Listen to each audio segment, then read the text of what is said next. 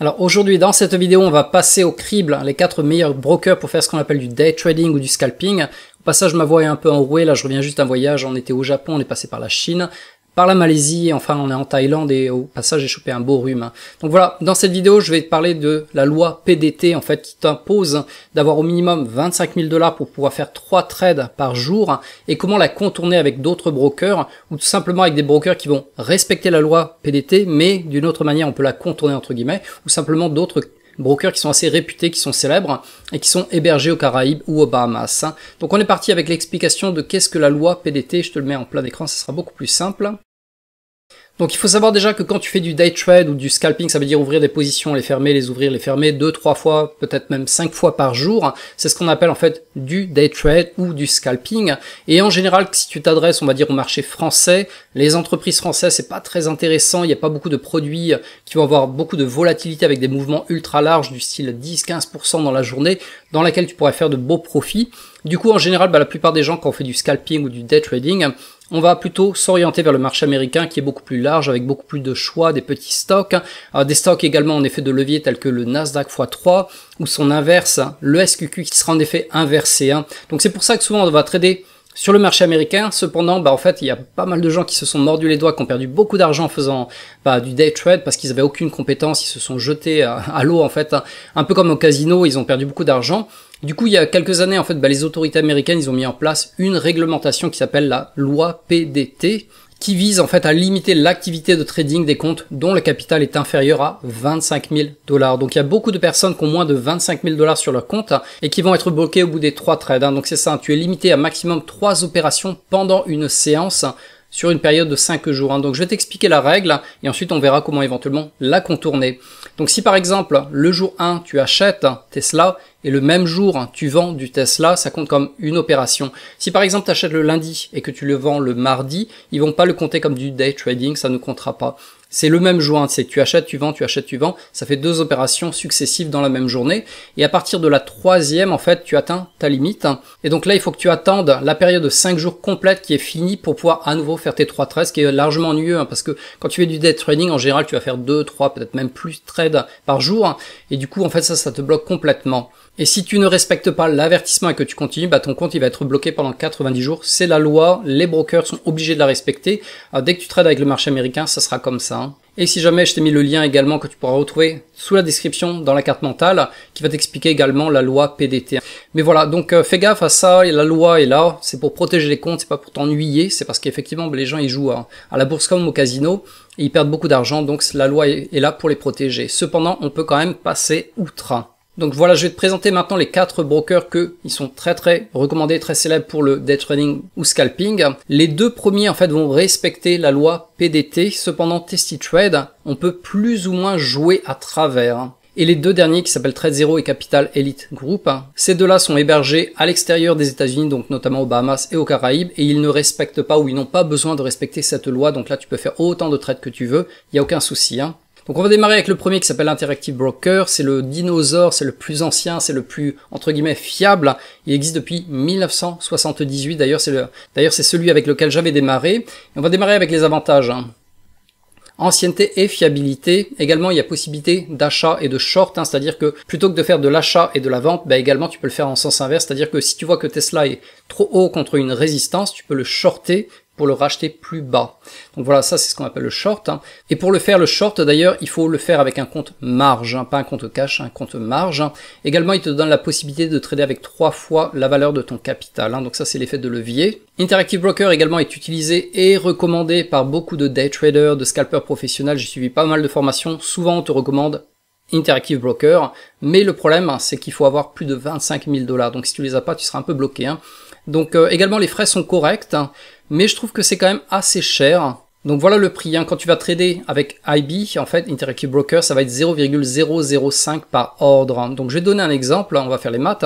Admettons que tu passes un achat sur un stock qui vaut 10 $, et toi tu as acheté 2000 unités, donc au total tu as mis 20 000 $. Si tu fais les maths, tu prends 2000 unités fois 0,005, ça va te coûter 10 $ à l'achat et ça va te coûter également 10 $ à la vente quand tu auras vendu la totale, donc 20 $ pour cette transaction. Effectivement, si tu trades 3 fois, voire 4 fois ce genre de stock par jour, tu fais vite les maths, hein, c'est 20 $ fois 3, ça fait déjà 60, si tu fais 4 fois, ça fera 80 $ par jour, et admettons que tu trades 20 jours par mois, tu dépasses déjà les 1000 $ de commission de frais simplement pour les achats. Donc c'est pas moindre, et justement, celui que je te montrerai tout à l'heure, c'est de TestyTrade, en fait, il est environ, je crois, 6 fois moins cher. Donc c'est pas négligeable. Donc ça c'est les avantages. Les frais je les ai mis en fait dans les avantages, mais ce serait plutôt à mon avis dans les inconvénients. Ensuite les inconvénients, comme je te l'avais parlé, c'est la loi PDT. Ils respectent la loi PDT, donc il te faut au minimum 25 000 $ sur le compte pour pouvoir trader. Donc pour faire plus de 3 trades journaliers par semaine. Cependant, si tu utilises le compte cash, là en fait tu peux trader autant de fois que tu veux par jour, cependant à la hauteur de ton compte. Donc si par exemple tu as 20 000 $ sur ton compte, tu pourras trader autant de fois que tu veux jusqu'à les 20 000 $. Cependant en fait, quand tu as fermé ta position, l'argent va être bloqué pendant 48 heures avant de pouvoir être réutilisé. Donc c'est vraiment pas une bonne option non plus pour le day trade. Également, quand tu es en compte cash, tu ne peux pas faire de trade en short. Autre inconvénient, sur IB, je trouve que la plateforme, le site internet, l'application mobile, enfin toutes leurs fonctionnalités sont vraiment pas du tout adaptées au day trading. C'est beaucoup trop lent, il faut appuyer sur le bouton, il faut aller valider, il faut aller chercher le nombre d'unités, enfin c'est le bordel complet, je l'ai fait, c'est la catastrophe, parce que quand tu fais du day trading, il faut être super rapide, donc ça c'est pas une bonne idée. Cependant, le plan B, c'est ce que utilisent tous les day traders, c'est que c'est compatible avec la plateforme qui s'appelle DAS. C'est une plateforme avec ce qu'on appelle les shortcut keys, donc les raccourcis clavier. Tu fais par exemple commande 1 pour achat, commande 2 pour vente, et là tu peux l'utiliser, c'est compatible avec IB, cependant ça va te coûter environ 100 $ par mois. Le service client il est vraiment pas terrible, c'est toujours des Indiens qui vont te répondre avec des réponses, on dirait qu'ils ont fait des copier-coller de templates, c'est vraiment le bordel à déchiffrer. Également, malheureusement, si tu habites en France ou en Europe, que tu es européen, résident, en fait, ils vont pas te donner accès aux produits de levier tels que le TQQ, le SQQ, qui sont les effets de levier x3 sur le Nasdaq, par exemple, pour les Européens. Donc moi, de mon côté, je suis hébergé en Thaïlande et je dépends de Hong Kong, j'ai pas ce problème. Également, j'ai plus de 25 000, donc je peux trader avec IB. Cependant, j'ai trouvé que les frais étaient assez élevés, je trouve, pour faire du day trading. Également, ça m'ennuie en fait de payer en plus 100 $ par mois pour avoir une application qui me permet de faire les raccourcis clavier. Donc voilà, ça c'était le premier. Le deuxième que j'utilise personnellement, c'est celui-là que je recommanderais, c'est TestyTrade. Cependant, ils existent depuis seulement 2017. Bon, ils sont fiables, ils sont assez célèbres. Également, ils ont la possibilité d'achat et de short, donc comme IB, avec compte marge et possibilité de trader avec 2 fois la valeur de ton capital.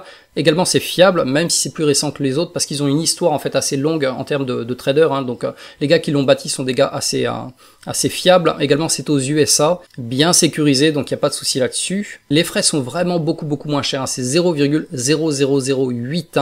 Tout à l'heure, je t'avais parlé de Interactive Broker, c'est 0,05. Et là, on a un 0 de plus. Donc ça, c'est pour les ordres, c'est 6 fois moins cher que chez IB. Donc tout à l'heure, quand je t'avais montré l'exemple avec IB, c'était 10 $ pour l'achat, 10 $ pour la vente. Là, on se retrouve avec 3,2 $ pour la totalité. Donc c'est beaucoup moins cher, environ, comme je t'avais dit, 6 fois moins cher que IB. Et c'est vrai que quand tu fais pas mal d'opérations, notamment si tu fais plus de 3 trades par jour, avec IB, tu vas vite dépasser les 1000 $ environ de commission par mois. Donc ça, c'est cher. Alors que ici, tu vas te retrouver avec peut-être du 200 $, allez, 150, 200 $ par mois maximum. Autre avantage qui est assez important, c'est que si jamais tu as moins de 25 000 $ et que tu veux trader justement avec TestyTrade, tu peux ouvrir le compte cash. Donc tu as toujours les deux possibilités. Marge, ça veut dire que tu peux shorter et emprunter de l'argent, et un compte cash, tu vas trader à hauteur de la valeur de ton portefeuille. Donc là, tu peux t'amuser à faire pas mal de trades par jour. Par exemple, tu fais tes 3 trades avec 30% de ton argent, 30% de ton argent, 30% de ton argent. Tu auras fait tes 3 trades dans la journée, et le lendemain, rebelote, tu peux le faire, tu n'es pas bloqué. La différence avec IB, tout à l'heure, je les avais montré. Voilà, c'est là, ici. Quand tu vas vendre tes positions, quand tu vas fermer ta position sur IB, en fait, ils vont te bloquer pendant 48 heures avant que tu puisses réutiliser l'argent. Alors que sur TestyTrade, il n'y a pas de blocage. Tu peux acheter, vendre 3 fois par jour avec ton compte cash, ici c'est le compte cash, et le lendemain rebelote, tu peux le faire encore et encore. Donc t'as pas besoin d'avoir plus de 25 000 $ pour le faire, donc ça c'est génial. Cependant, si tu es en compte cash, malheureusement tu ne pourras pas faire le short. Ensuite, autre avantage, l'application desktop, elle est gratuite, elle est super rapide, et j'ai trouvé qu'elle est assez efficace d'ailleurs pour le scalping. Voilà, donc si jamais je te la montre sur l'écran, ça c'est l'application desktop de TestyTrade. Donc par exemple, tu peux choisir les stocks, tu peux les mettre dans une checklist, et quand tu vas acheter, donc tu vas cliquer dessus, là tu as le bid, donc ça veut dire vente, tu cliques ici, et hop, tu cliques sur vente, et bam, c'est part immédiatement. Et si tu veux acheter, bah tu cliques là, et tu cliques là, et immédiatement, bam, ça achète. Donc c'est super rapide, t'as pas besoin de te chercher les quantités, les machins, les trucs, c'est vachement rapide, j'ai trouvé, et c'est assez intuitif. Hein. Et on peut même virer une étape complémentaire en cliquant sur la safety ici. Donc après, il y a des tutoriels hein, qui sont expliqués sur internet, c'est un peu plus compliqué à prendre en main. De mon côté, ça m'a pris quand même 1 heure pour le maîtriser. Mais en gros, quand tu vas sur Trade, tu t'assures d'être sur Active, en fait c'est ça, c'est l'option Active. Et à partir de là, comme je te l'ai dit, en fait, en créant ta checklist hein, de stock, bah, tu peux les acheter avec simplement en cliquant ici sur le chiffre ici ou en achetant ici. Donc c'est super rapide, super facile à faire. Voilà, de retour sur la carte mentale, le service client est super efficace, ils sont intelligents, ils répondent vraiment personnellement, mais sous 24 heures, enfin même pas, hein, des fois c'est sous 12 heures, avec le décalage horaire, c'est vachement accessible et super sympa. Ils ont accès également à tous les types de produits, hein, tous les produits en TQQ, SQQ, que tu sois français, hollandais, enfin peu importe, tu auras accès en fait à ces produits également. On va passer maintenant aux inconvénients de Testytrade. Donc il y a toujours le même inconvénient, on est toujours bloqué avec la loi PDT des 25 000 sur le compte. Cependant, comme je te l'avais dit, hein, si tu utilises un compte cash, hein, tu n'es pas limité, tu peux trader à hauteur de la valeur de ton argent. Si tu as par exemple 5 000 $, bah, tu peux faire tes 3 trades avec 1000, hein, ou 5 trades avec 5 fois 1000, hein, et le lendemain, rebelote, tu peux le faire encore et encore, il n'y a pas de souci avec un compte cash. Hein. Cependant, si tu vas accéder au compte margin et donc faire le short et éventuellement emprunter de l'argent au broker, là il te faut effectivement plus de 25 000 $ pour faire plus de 3 trades journaliers par semaine. Également, l'application desktop, c'est pas la plus facile à prendre en main. De mon côté, ça m'a pris 1 heure. Bon, moi j'ai un peu l'habitude hein, de trifouiller à droite à gauche. Donc si ça m'a pris 1 heure de mon côté en regardant quelques tutos sur YouTube, à mon avis, si tu es débutant, il va te falloir un peu t'arracher les cheveux et passer quelques heures dessus. Hein. Également, c'est pas accessible aux résidents canadiens. Je sais pas pourquoi, le Canada, ils sont vachement bloqués en termes de loi. Cependant, apparemment, les Canadiens, ils sont pas en fait régulés par la loi PDT. Ils sont pas concernés du coup. Sur IB, par exemple, ils peuvent trader. Il n'y a pas de souci normalement dessus. Hein. Également, dernière chose, l'ouverture du compte, ça m'a pris quand même 1 semaine environ pour valider le compte, faire la transaction, recevoir les fonds. Donc ça a pris un peu de temps. Mais voilà, c'était à peu près les seuls inconvénients que j'ai trouvés. Et c'est vraiment celui-là, hein, dans toute cette vidéo, ce serait celui-là que je recommande. Même si tu as moins de 25 000, tu ouvres un compte cash. Et comme je te l'ai dit, hein, tu peux trader à hauteur de ton compte, simplement en faisant des achats et des ventes. Tu pourras pas faire des ventes et achats, tu pourras pas shorter, et tu pourras le faire autant de fois que tu veux par jour, à condition de ne pas excéder le montant total de la valeur de ton compte. Hein. Et le plus gros avantage, c'est que c'est vraiment pas cher en termes de transactions, en termes de frais. Alors on en a fini avec les 2 premiers courtiers ou les brokers recommandés pour le scalping. Donc avant de te présenter les 2 autres qui eux te laissent faire autant de trades journaliers que tu souhaites sans t'ennuyer avec la loi PDT. Donc si tu as apprécié ma vidéo jusqu'à présent, s'il te plaît pense à cliquer sur j'aime, ça va vraiment me faire plaisir.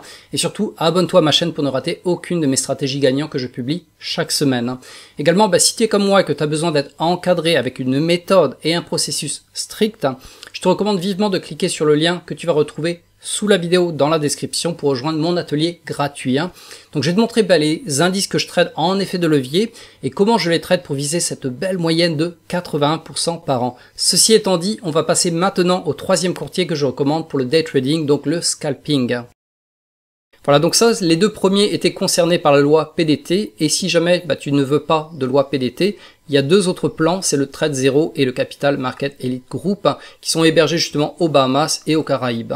Donc souvent, si tu regardes des tutoriels d'ailleurs sur YouTube en anglais, souvent les gens ils vont recommander Capital Market Elite Group parce qu'en fait les Américains n'ont pas accès à Trade Zero. Donc les Américains vont tous aller ici, tous ceux qui ont moins de 25 000 et qui veulent faire du scalping, du day trading, ils vont se diriger vers ce broker ici. Cependant, vu que toi tu n'es pas américain, tu peux tout à fait aller ici. Trade Zero d'ailleurs est beaucoup moins cher que Capital Market.